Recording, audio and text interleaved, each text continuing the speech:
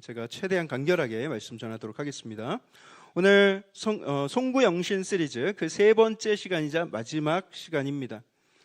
지난 주일에 우리가 송구영신 시리즈를 첫 설교 시작을 했고요. 여호수아 본문이었죠. 기억하십니까? 이스라엘 백성들이 40년 동안 광야 생활하다가 이제 거의 끝 막바지에 요단강 앞에 서 있었어요. 이제 요단강 건널 일만 남았는데 이스라엘 백성들이 40년 전과의 모습과는 사뭇 다른 하나님을 의지하는 신앙이 상당히 성숙해진 것을 이때 볼 수가 있습니다. 40년 전에는 애굽에서 탈출해서 홍해를 마주했을 때 자신들의 길이 막혀 있는 것을 보면서 낙심하고 원망하고 두려움에 벌벌 떨고 있었어요. 그런데 하나님께서 홍해를 다 갈라주시고 거기에 마른 땅을 마련해 주신 다음에 한 사람씩 홍해를 건너갔습니다. 그런데 이제 40년 동안 광야에서 하나님을 의지하는 훈련을 했어요. 만나와 메추라기를 의지해야 됐고요. 그리고 구름 기둥과 불 기둥의 인도하심을 받았고요. 계속 그렇게 하나님만을 의지해야 살아갈 수 있는 광야에서 하나님의 자녀로서, 하나님의 백성으로서 훈련을 받았어요. 그리고 이제 40년 광야 생활을 마치고 이제 요단강을 건너서 가나안 땅에 입성을 해야 되는데 이 요단강이 언덕까지 차고 넘치는 거예요. 너무 빠른, 유속이 너무 빨라요. 그런데 앞장선 제사장들이 이 성궤를 메고 요단강에 담대하게 발을 먼저 담급니다. 요단강 사이에 길이 난 것을 확인하고 발을 담근 것이 아니라 여전히 물은 넘치고 물이 빠르게 흐르고 있는 가운데에서도 하나님께서 반드시 길을 내어주실 것이다 라는 그 믿음으로 발을 먼저 담근 거예요. 그때 흐르던 요단강 물이 멈추고 그 요단강 위에 길이 생겼습니다. 그리고 그 요단강을 지나면서 요단강 그 중간에 그 강 바닥에서 돌을 주어서 그것을 한쪽에 쌓아서 그것을 기념하게 하셨습니다.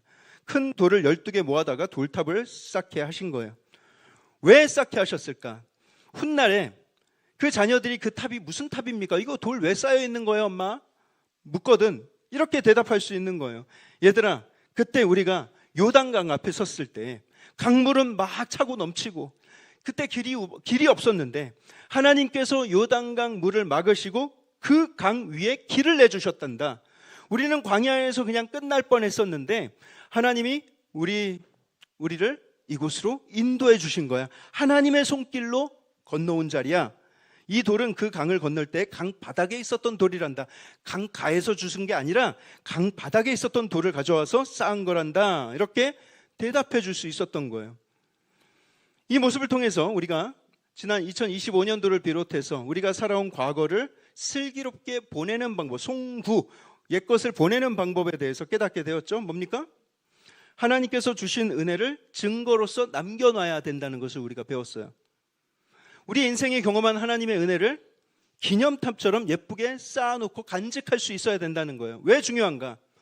왜냐하면 요단강 건너서 가나안 땅에 들어갔을 때 또 어떤 어려움이 닥칠 줄 모르지 않습니까? 뭐 전쟁이 있을 줄 압니까? 갈등과 분열이 있을 줄 압니까? 어떤 일이 생길지 몰라요. 근데 만약에 그런 일을 당했을 때라도 낙심하고 무너질 것이 아니라 그 쌓아두었던 은혜의 돌로 돌아가서 하나님이 어떤 은혜로 그때 우리를 견디게 하셨는지, 2025년도를 어떤 식으로 견디게 하셨는지 그 하나님의 신실하심을 다시 확인하라는 거예요. 내 인생에 하나님이 남기신 증거를 돌아볼 수 있어야 된다. 그래서 2026년도에 어떤 일이 벌어질지, 요단강은 우리가 건너왔지만 이제 앞으로 우리 2026년도에 어떤 일이 펼쳐질지 아무도 모르잖아요. 그런 상황에서 우리는 지난날의 하나님의 신실하심을 기억할 수 있어야 된다는 거예요. 지난날의 나의 삶에 얼마나 많은 은혜를 주셨는가. 신실하신 하나님을 하나하나 돌을 쌓듯이 기억하신다면 가나안 땅에서 마주할 미래, 2026년도에 마주할 미래를 두려워하지 않을 수 있다. 하나님은 그때도 신실하신 하나님은 2026년도에도 당연히 신실하실 것이다. 이런 믿음이죠. 자, 그래서 그것을 나누고 두 번째 시간에 우리 송구영신 예배, 지난 목요일에 송구영신 예배 때 제가 무려 2년 동안 걸쳐서 말씀을 선포했죠. 2025년도에 시작한 말씀을 2026년도에 끝냈어요. 네. 어떤 내용인지 기억하시나요? 너무 심야에 들어서 아무것도 기억 안 나요. 그날에 제가 설교를 하면서 모세가 하나님께 간절히 버티면서 기도하는 장면을 나누었습니다. 모세가 십계명을 받으러 시내산 위에 올라간 사이에 백성들은 불안하니까 밑에서 금송아지를 만들었어요. 거기서 막 숭배하고 뛰놀고 놀았어요. 그때 하나님께서 그 백성들을 보시면서 실망하시고 진노하셨어요. 그리고 말씀하시죠. 내가 그래, 너희들 가나안 땅에 들어가게는 해주겠다. 내가 너희들 목적지에는 도착하게 해주겠다. 하지만 내가 너희와 함께 올라가지는 않겠다. 나는 이제 빠질게. 너희들 마음대로 해봐 라고 말씀하셨어요. 여러분, 하나님께서 우리 마음대로 하게끔 내버려 두는 거, 이게 가장 무서운 형벌이라고 말씀을 드렸죠. 그럼 그때 모세가 어떻게 기도했습니까? 하나님, 그럼 GPS라도 좀 찍어주시고 어떻게 어디로 갈지 좀 알려주시기라도 하시죠. 이랬습니까? 어떻게 싸워야 될지, 우리가 먹고 살 좀 자원이라도 좀 주시죠. 이렇게 이야기했습니까? 그렇지 않았어요. 모세가 뭐라고 간구했습니까? 주의 임재가 우리와 함께 하지 않으시려거든 우리를 여기에서 올려보내지 마십시오. 하나님, 당신이 없으면 이 가나안 땅은 우리 이 백성들에게 축복이 아니라 저주입니다. 하나님 없는 가나안 땅은 너무 위험합니다. 하나님 없는 성공은 성공이 아닙니다. 그래서 우리가 새해에 가져야 될 마음은 뭐라고 하시죠? 우리가 성공할 수 있을까? 2026년도에는 내 삶이 더 나아질 수 있을까? 살림살이 더 나아질까? 회복될 수 있을까? 회사에 버틸 수 있을까?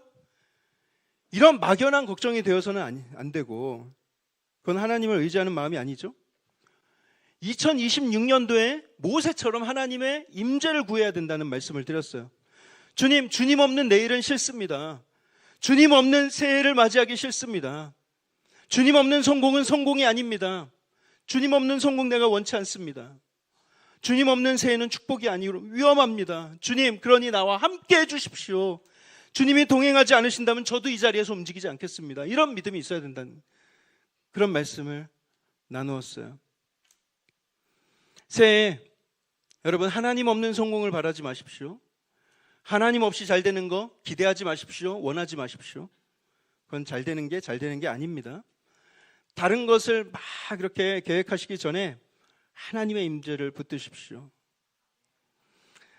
자, 그런데 여기까지 듣고 이제 오늘 세 번째 시간을 시작할 텐데, 이런 생각 드시는 분이 계실 거예요. 목사님, 솔직히 제 인생에 지난 2025년 동안 요단강 그 돌 그 요단강을 그렇게 기념할 만한 돌이 저에게는 잘 없었습니다.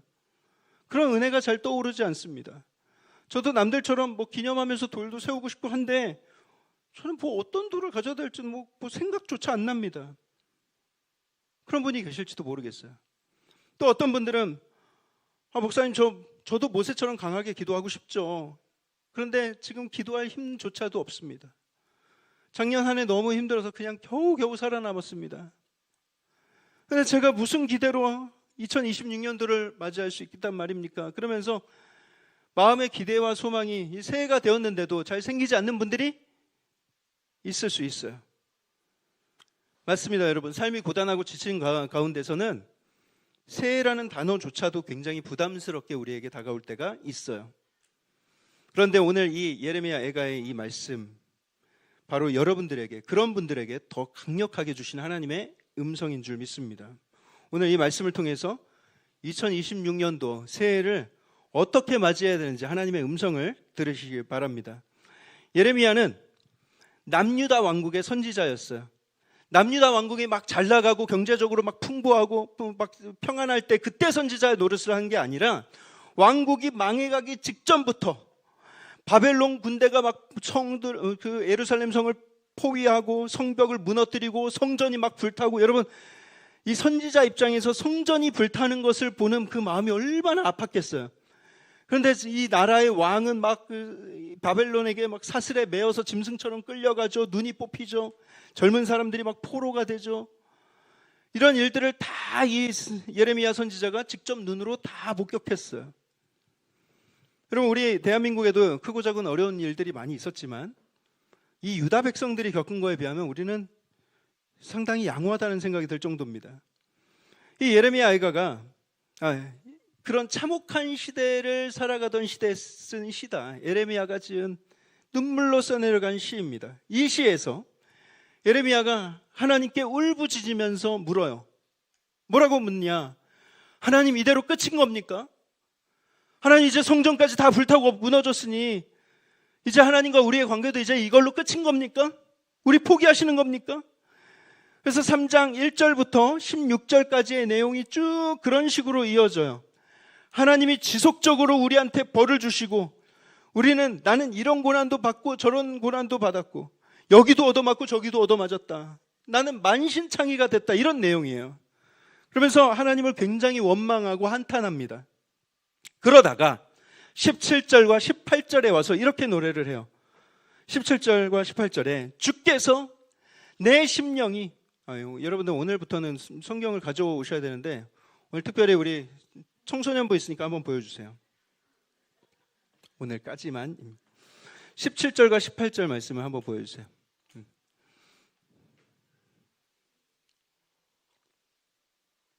네, 예레미야서 3장 17절 18절에 예레미야가 이렇게 노래하는 거예요.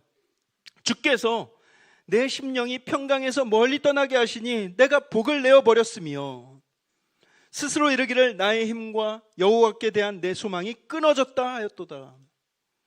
다시 말해서, 이제 괜찮습니다. 다시 말해서 하나님이 내 심령에서 평강을 빼앗아 가셨대요.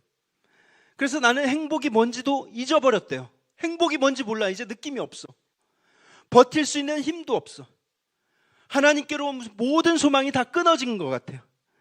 절망적으로 노래가 끝나는가 싶었어요. 그런데 19절부터 분위기가 반전이 됩니다. 19절에서 21절을 한번 볼까요? 19절에서 21절에 우리 함께 한번 읽어보겠습니다.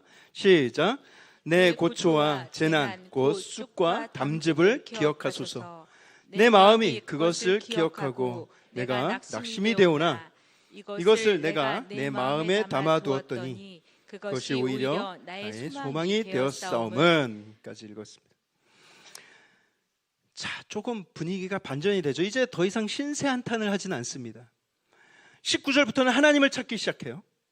모든 상황을 달리 보기 시작합니다. 인생에 너무나도 쓰려웠던 아픔과 상처와 고난들을 생각하면서 낙심이 됐던 건 사실이지만 21절에 이것을 내가 내 마음에 담아두었더니 그것이 오히려 나의 소망이 되었다 말합니다. 21절 한번 보여주시겠어요? 여러분, 이 21절을 해석을 잘해야 이게 이해가 되는데, 여러분 21, 제가 국어 질문 드리겠습니다. 수능에 나오는 걸 수도 있어요. 21절에 나오는 이것은 무엇을 가리키는 걸까요? 이것을 내가 마음에 담아두었다. 뭘 마음에 담아두었다는 것인가? 성경 앞뒤 문맥을 한번 잘 보세요. 앞에서 말한 고초와 재난일까요? 그러면 이렇게 되는 거죠. 재난을 내 마음에 담아두었더니, 고생한 걸 내 마음에 담아두었더니 그것이 나의 소망이 되었다. 이게 말이 됩니까? 잘 안 되죠. 어색하죠. 그래서 21절에 이것이 가리키는 건 뭐냐면 22절에 나오는 여호와의 인자와 긍휼입니다. 하나님의 사랑, 하나님의 인자, 히브리어로 헤세드예요. 헤세드. 재밌는 것은 이 인자와 긍휼을 복수형으로 썼다는 것입니다. 그래서 하나님의 인자들과 긍휼들 이런 식으로 썼어요. 원어 성경에. 왜 그렇게 썼는가? 이 예레미야가 볼 때 하나님의 인자와 긍휼은 어떤 추상적인 개념이 아닌 거예요. 이건 셀 수 있는 거예요. 손에 잡힐 수 있는 거예요. 왜냐? 자기 삶에서 경험했거든요. 그래서 굉장히 실제적인 거예요. 그래서 이거 하나님의 인자와 긍휼을 한두 번 경험한 게 아니야. 그래서 복수형을 쓴 거예요. 인자들, 긍휼들 이런 식으로. 그렇다면 20절과 21절의 내용은 이런 내용이 됩니다. 20절, 21절 한번 띄워주세요. 똑같이 읽지는 않겠지만, 내가 지난날 겪은 고초와 재난을 생각하면 제가 낙심이 되지만 여호와께서 계속해서 나에게 경험하게 하신 인자들과 긍휼들을 내가 마음에 돌이켜 보았습니다. 그리고 나는 거기에서 소망을 갖게 되었습니다. 이런 뜻이에요. 그렇죠, 여러분. 하나님을 믿는 백성들은요, 고난과 환난에 반드시 하나님의 의도가 담겨 있습니다. 모르겠어요. 믿지 않는 사람들까지는 잘 모르겠어요. 하나님 모르는 사람들이 당하는 고난과 고초에 무슨 의도가 있는지 그건 잘 모르겠지만, 제가 확실하게 알고 있는 것은 하나님을 믿는 사람들, 하나님 백성들, 하나님 자녀들의 겪는 모든 고난과 고초에는 반드시 그 안에 하나님의 선한 의도가 담겨져 있습니다. 그래서 우리가 환난을 당할 때 딱 환난만 딱 놓고 본다거나 그 고난 속에서 계속 불평과 원망만 일삼는다면 그 안에 담긴 하나님의 뜻을 발견하기가 쉽지 않아요. 오히려 가만히 하나님의 인자들과 긍휼들을 잘 마음에 담아둘 수 있어야 되는 거예요. 고난이 그 고난 자체로 끝나버리지 않게 하기 위해서, 고난을 그냥 벌 받는 것 같은 그런 느낌으로 끝나버리지 않게 하기 위해서 우리는 예레미야 같은 노력을 해야 됩니다. 어떤 노력이에요? 하나님의 헤세드와 긍휼을 마음에 담아두었다. 마음에 담아뒀다는 것은 그냥 마음에 두고 있었다, 그냥 단순히 기억났다 이런 뜻이 아니에요. 마음에 깊이 생각하면서 묵상하면서 돌아봤다는 뜻입니다. 기억해냈다는 뜻이에요. 적극적으로 기억해냈다. 흩어진 마음들을 다시 불러 모아서 그 한없는 인자들과 긍휼들을 마음의 중심에 다시 올려놓았다. 그랬더니 하나님의 사랑이 깨달아지고 거기에서 소망을 얻게 되었다라는 것이죠. 여러분, 예레미야의 처한 상황이 좋아졌습니까? 나라가 좀 나아졌습니까? 살림살이 더 나아졌어요? 아니에요. 상황은 아예 바뀌지 않았거나 시간이 갈수록 더 악화되고 있었어요. 다만 예레미야의 심령 속에 그가 바라보는 시선이 바뀌었기 때문에 소망이 생긴 것입니다. 아까 말씀드렸던 요단강을 건너가서 돌을 쌓아서 기념하면서 그것을 보면서 소망을 얻은 것과 같은 맥락이에요. 그 돌은 우리가 강을 건넜다 기쁘다 그러고서 돌을 쌓는 그런 기록이기도 하지만, 물론 더 중요한 의미는 하나님이 우리를 여길 건너게 하셨다라는 그런 신앙 고백, 그 사실을 잊지 않으려는 장치로서 거기에 돌을 세워놓은 거예요. 왜냐? 사람은 자꾸 까먹거든요. 잊어버려요. 잊으면 어떻게 됩니까? 하나님의 은혜를 잊으면 어떻게 됩니까? 또다시 현실의 파도 속에서 막 불안해해요. 막 요동쳐요. 그래서 신앙은요, 우리가 그냥 가끔 느끼는 어떤 신성한 그런 감정이 아니라 기억의 싸움입니다. 제가 여러분들에게 늘 몇 년째 얘기하고 있는 거 있죠. 말씀드리죠. 기독교는 기억의 종교라고. 기억력이 좋아야 신앙이 좋을 수 있어요. 그래서 우리 안에 무엇을 마음에 기억하며 사는가, 무엇을 마음에 두고 사는가, 무엇을 더 자주 떠올리는가, 그게 내가 어떤 사람이 되느냐를 결정하는 문제가 되는 거예요. 내가 막 상처와 아픔만 계속 기억하며 사는 사람들은요, 입에 좋은 말 안 나옵니다. 계속 원망과 불평이 나오지. 근데 마음속에 하나님이 하신 일들을 기억하고 하나님의 신실하심을 기억하고 하나님께서 내게 베푸신 사랑을 기억하는 사람들은 마음에서 감사와 찬양이 흘러나오겠죠. 여러분 잘 생각해 보세요. 우리 존재가, 인간의 존재는요, 앞으로 단 1시간 후에, 단 몇 분 뒤에, 단 몇 초 뒤에 우리 앞에 무슨 일이 일어날지 아는 사람이 한 사람도, 이 중에 아는 사람 계십니까? 앞으로 몇 초 후에 무슨 일이 벌어질지? 아무도 몰라요. 우리는 미래를 통제할 수 있는 존재가 아니에요. 미래 앞에 그냥 놓여져 있어요. 그러면서 순간순간, 그냥 그 순간순간을 그냥 마주하게 되는 거예요. 그냥 마주하면서. 우리는 굉장히 연약하고 가녀린 존재입니다. 그런데도 우리는 계획을 세우죠. 왜냐? 계획을 세우면 그나마 내가 붙들 수 있는 질서가 조금 생기는 것 같으니까. 그나마 내가 조금 통제할 수 있을 것 같은 느낌이 들어요.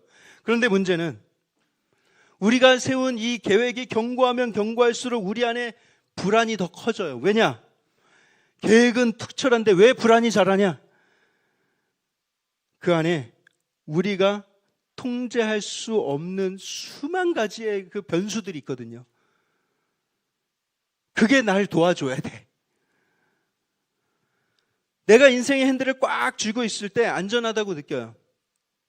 하지만 내가 모든 것을 다 통제해야 된다고 생각하면 그때부터 내가 통제할 수 없는 수만 가지 변수의 노예가 됩니다. 내일의 날씨 어떻게 될 줄 아세요? 내일의 국제정세, 환율, 그런 거 다 뭐 좀 먼 얘기라고 생각한다면 가까운 사람의 마음이 어떻게 될 줄 아세요? 우리가 언제까지 건강하고 안전하고, 여러분 이 수많은 변수들 중에 뭐 하나만 살짝 어긋나도 내가 공들여서 싸우고 내가 계획하던 모든 것들이 한순간에 무너지는 그런 연약한 삶을 우리가 살아가고 있다고요. 그래서 나를 신뢰하는 마음, 내 계획을 의지하는 마음이 더 깊어질수록 우리는 더 불안하게 되고 더 초조하게 되고 더 두려운 밤, 잠 못 이루는 밤을 보내게 되는 거예요. 그때 예레미야는 이걸 깨달은 거예요. 내가 통치할 수 없는 이 수많은 것들을 완벽하게 통치하고 계신 하나님이 계신데 왜 나는 그분의 인자와 자비를, 인자와 긍휼을 잊고 살았는가? 지금 내 눈앞에 엄청난 비극들을 마주하며 살아가고 있지만 그 모든 비극들보다 훨씬 더 크신 분이 계신데 그 모든 비극을 주관하고 계신 분이 훨씬 더 크지 않겠는가? 그걸 생각해낸 거예요. 그게 아까 읽었던 21절에 마음에 담아두었더니 라는 표현입니다. 기억했다는 거. 영어 성경에서는 call to mind라고 표현을 썼어요. 잊고 있다가 갑자기 기억났다 이게 아니라 의도적으로 잊지 않으려고 마음에 꼭꼭 잘 담아두었다라는 거예요. 리마인드 했다는 것입니다. 여러분, 우리가 하나님을 경외한다라는 표현 쓰죠. 그 fear of God입니다. 하나님을 두려워하는 거예요. 그런데 막 벌 받을까봐 막 공포에 떨어가지고 벌벌 떠는 거 이런 두려움이 아니라 우주의 신비, 생명의 신비, 이 자연을, 이 자연의 이 모든 위대함을 말씀의 위엄으로 창조하신 하나님 앞에서 나의 자금을 인정하는 거예요. 나의 자금을 인정하는 그 겸손을 갖는 것, 그것이 하나님을 경외하는 것입니다. 가장 크신 분, 가장 영광스러우신 분, 가장 선하신 분이 내 인생의 주권을 쥐고 계신다. 이 사실을 인정할 때 우리가 존재적인 불안감에서 벗어날 수 있는 것입니다. 하나님이 내 주권을 쥐고 계시다는 사실을 인정할 때 우리의 존재적인 불안이 사라진다. 우리 집에서는요, 제가 운전 제일 잘합니다. 저는 고등학교 1학년 때부터 운전을 했어요.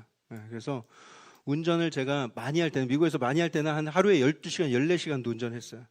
그래서인지 몰라도 우리 가족들은요, 제가 운전하면 뒤에서 아주 잘 자요. 저희 아내도 출발할 때는 나라도 깨 있어야지, 당신 운전하는데 어떻게 자 하면서 호기롭게 출발했지만 30분 지나면 자고 있어요. 전혀 서운하지 않습니다. 왜냐? 저를 믿는다는 거거든요. 남편이, 아빠가 운전대를 잡고 있으면 가족들이 그냥 믿고 잠들 수 있는 거예요. 근데 제가 죄송하지만 저희 아내의 면허는 시흥 안산간 면허예요. 시흥시와 안산시를 벗어나면 그 사용할 수 없는 면허, 그런 게 있어요. 미안한 말이지만 저희 아내가 고속도로를 차를 갖고 나면 너무 불안해요. 옆에 앉아 있는 게 더 피곤해. 그냥 내가 하고 말지. 우리 아이들도 엄마가 운전하면 안 갈 거라는 이런 말을 해요. 제가 지금 저희 운전 실력 자랑질 하려고 지금 말씀드린 게 아니라, 여러분, 우리 인생의 운전대를 하나님께 맡기셔야 된다는 거예요. 하나님께서 운전석에 앉으셔서 여러분들이 인생의 운전대를 잡고 계신다라고 한번 상상을 해보세요. 여러분, 하나님이 졸음 운전하시겠습니까? 하나님이 길을 잃으시겠어요? 방향을 잃으시겠어요? 사고 날 위험이 있을까요? 하나님께 인생의 핸들을 맡기셔야 우리 가진 이 내면의 깊숙한 이 존재적인 불안에서 벗어날 수 있다고요. 지고의 안도감이라고 표현하는 거예요. 이 세상엔 없는 안도감, 평안, 하나님께 맡길 때에만 그런 평안을 얻을 수가 있어요. 결국 사람의 행복은 어디에서 오는가? 여러분, 내 마음대로 하고 내 뜻대로 막 내가 하고 싶은 거 다 하면 행복할 것 같지만 전혀 그렇지 않다는 거예요. 행복은 내 뜻대로 상황을 통제하고 바꾸는 능력에 있는 게 아닙니다. 오히려 내 뜻보다 훨씬 더 크고 선하신 하나님의 뜻에 내 인생의 모든 주도권을 맡겨드릴 때 그때 평안과 행복이 찾아오는 거예요. 내가 스스로를 책임져야 된다는 그 무거운 멍에를 내려놓으셔야 돼요. 하나님이 무거운 멍에를 대신 지신다고. 너는 가벼운 멍에만 지어라. 하나님은 오늘도, 지금 이 순간에도 완전하신 신실하심 가운데 일하고 계십니다. 그것을 여러분들이 기억해내고 과거에 하나님께서 나에게 주신 은혜, 지금도 일하시는 하나님의 신실하심, 이런 걸 기억해내고 하나님께 맡기고 아뢰며 살아가는 삶이 이 땅에서 가장 행복하게 살아갈 수 있는 비결이다. 상황과 환경이 바뀌어야 행복해지는 거 아닙니다. 여러분들 통장의 잔고가 늘어나야 더 행복해지는 거 아니에요. 잠깐의 쾌감입니다. 행복하고는 다른 개념이에요. 행복은 내 인생의 핸들을 누가 쥐는가에 달린 거예요. 22절과 23절 말씀도 함께 읽어볼게요. 22절, 23절 한 목소리로 한번 읽어보겠습니다. 시작. 여호와의 인자와 긍휼이 무궁하심으로 우리가 진멸되지 아니함이니이다. 이것들이 아침마다 새로우니 주의 성실하심이 크시도소이다. 여호와의 인자들과 긍휼들이 무궁하시다. 그래서 우리가 진멸되지 않은 것이다. 이게 얼마나 은혜로운 고백입니까? 그리고 하나님께서 매일 아침마다 새로운 인자, 새로운 긍휼 딱 예비해 두시는 거예요. 우리가 인생에서 경험하는 인자와 자비가 그렇게 매일 아침 그렇게 딱 배달되어 있는 거예요. 인자와 긍휼. 하나님의 인자하신 성품이겠지. 하나님의 자비하신 성품이겠지. 그걸 뭉뚱거려서 그냥 하나님의 성품이라고 그냥 뭉뚱거려서 추상적으로 이해하기보다는 내가 경험한 하나님 은혜를 그냥 하나하나 세듯이 손에 만지듯이 그렇게 은혜의 돌들을 쌓아둔 것처럼 그렇게 생각을 했다는 거예요. 여러분 돌아보세요. 여러분들의 인생에 얼마나 많은 은혜의 돌들이 쌓여져 있는가? 얼마나 많은 인자들과 긍휼들을 경험하셨는가? 한번 잘 생각해 보세요. 하나님의 인자와 자비가 너무나도 크지 않습니까? 예레미야가 처음에 막 불평하다가 이걸 딱 깨달은 거예요. 아, 우리가 이런 고난 중에 있지만 우리가 진멸되지 않은 이유는 우리를 향한 하나님의 인자들과 긍휼들 때문이었구나. 이전에는 고난에만 포커스를 두고 사니까 신세 한탄이 나오고 환숨과 원망이 막 나왔지만 이제 하나님의 인자들과 긍휼들을 생각하다 보니 내가 살아있는 게 이게 우연이 아니구나, 이게 하나님의 은혜였구나 고백이 나오는 거예요. 자, 그런데 여러분, 하나님께 이제 핸들을 맡겼죠? 그럼 이제 어떤 문제가 생기는지 아세요? 그때부터 이제 인생이 내가 원하는 대로 막 움직이기 시작합니까? 특히 내가 원하는 속도로 움직입니까? 오히려 반대인 것 같아요. 핸들을 하나님 손에 맡기면 우리가 가장 불안해하고 가장 못마땅한 것이 속도 문제예요. 속도 문제. 하나님 나에게 좀 빨리 답을 주셨으면 좋겠는데, 이 문제는 이번 주 안으로 좀 해결됐으면 좋겠는데 하나님이 자꾸 한 박자 두 박자씩 늦으시는 것 같은 그런 느낌이 들 때가 있거든요. 하지만 여러분, 우리의 신앙은 여기에서 판가름이 납니다. 우리가 하나님을 믿는다는 것은 그분의 타이밍까지도 신뢰한다는 것을 의미하는 거예요. 그래서 우리가 하나님을 믿긴 하지만 내가 하나님의 타이밍은 내가 마음에 안 들어, 불평하고 불신한다면 그건 좋은 믿음이 아닙니다. 과연 하나님의 타이밍까지 믿을 수 있는가? 예레미야 예가 3장은요, 이제 뭐 소망이 생겼다 이걸로 끝나는 것이 아니에요. 소망이 생긴 사람이 어떤 태도로 살아가는가를 보여주는데, 어떤 태도인가? 기다림입니다. 기다림. 25절을 보세요. 25절에 이렇게 말합니다. 기다리는 자들에게나 구하는 영혼들에게 여호와는 선하시도다. 26절에도 사람이 여호와의 구원을 바라고 잠잠히 기다림이 좋도다 이렇게 얘기했어요. 기다림이라는 단어가 두 번의 연속으로 나오죠. 여러분, 잠잠히 기다리는 거 좋아하시는 분 계세요? 저처럼 성격 급한 사람들은요, 기다리는 게 너무 어려워요. 저는 맛집에 가서 사람들 줄 서 있죠? 안 기다립니다. 옆집 갑니다. 맛집에 옆집 갑니다. 제가 기다리는 걸 잘했다면 지금보다 신앙과 인격이 훨씬 더 훌륭한 사람이 되었을 것 같다라는 생각도 해봤어요. 아마도 저처럼 기다림이라는 단어보다 우리가 더 원하는 단어는 주로 무엇입니까? 빠른 성공, 빠른 성취, 빠른 해결, 반전, 역전, 승리, 뭐 이런 단어를 우리는 더 좋아하죠. 그런데 오늘 성경은 말하고 있는 거예요.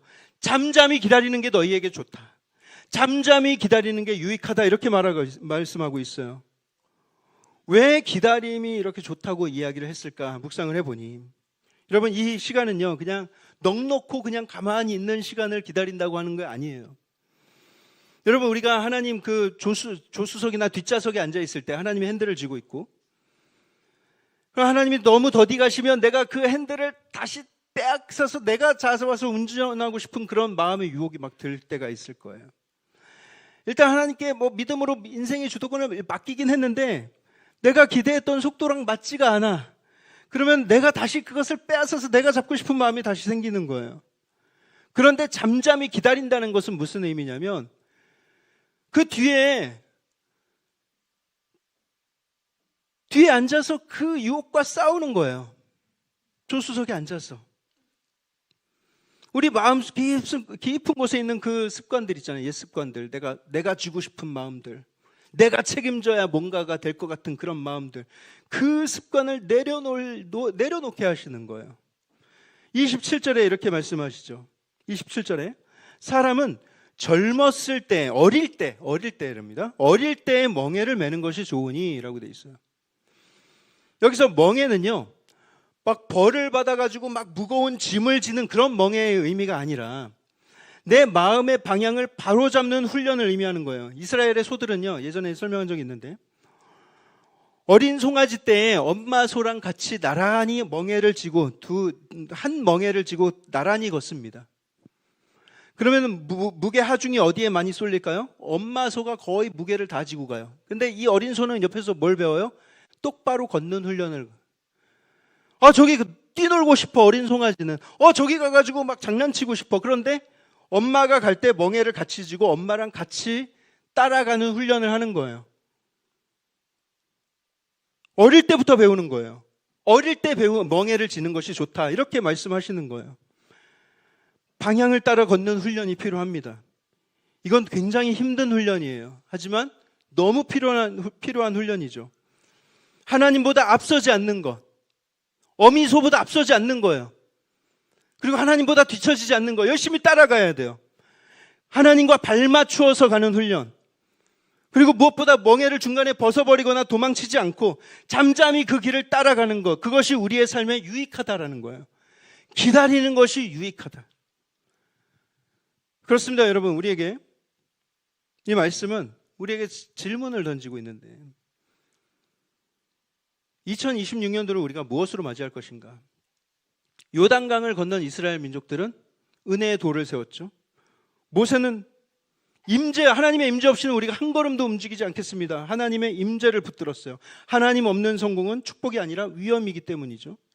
그리고 예레미야는 나라가 무너진 그 폐허 속에서 아무 소망도 찾을 수 없을 때 여호와의 인자들과 긍휼들을 다시 마음의 중심에 올려놨어요. 그랬더니 소망이 생겼어요. 그리고 소망을 붙들고 잠잠히 기다리는 것이 좋다라면서 하나님과 발맞추어 가는 훈련을 하고 있어요. 그러니 여러분, 우리가 2026년도를 슬기롭게 맞이하는 방법은요, 우리가 더 나은 계획, 더 완벽한 계획, 더 막 사람들에게 정보를 얻어서 더 확실한 계획을 세우는 그런 것이 아니라 슬기롭게 새해를 맞이하는 방법은 하나님의 은혜를 기억하고 하나님의 신실하심을 기억하고 그 하나님의 임재가 2026년도에도 있을 것임을 믿고 하나님의 시간에 발맞추어 가는 거예요. 기다릴 수 있는 거예요. 여러분, 기다리는 것은 느긋한 사람이 할 수 있는 게 아니라 진정으로 믿는 사람이 할 수 있는 것입니다. 믿어야 기다릴 수 있어요. 오늘 하나님께서 우리에게 이렇게 말씀하십니다. 내가 너희를 버린 적이 있니? 난 너희를 절대로 버리지 않을 것이다. 나의 인자는 너희에게 끊어진 적이 없었다. 내 긍휼은 아침마다 새롭다. 아침마다 새롭다. 그러니 나에게 핸들을 맡기고 나와 함께 걷자. 초대하시는 것이죠. 하나님의 이런 초대를 받고 하나님께 소망을 두고 살아가는 2026년도에는 여러분들이 너무나도 귀한 하나님의 임재를 경험하고 하나님 안에서 소망 가운데 담대하게 살아가는 그런 놀라운 축복을 얻게 될 것입니다. 여기 계신 우리 모든 성도님들이 그것을 꼭 마음 가운데 기억하시고 하나님을 중심에 두고 살아가시는 저 여러분들의 삶이 되길 주님의 이름으로 축복합니다.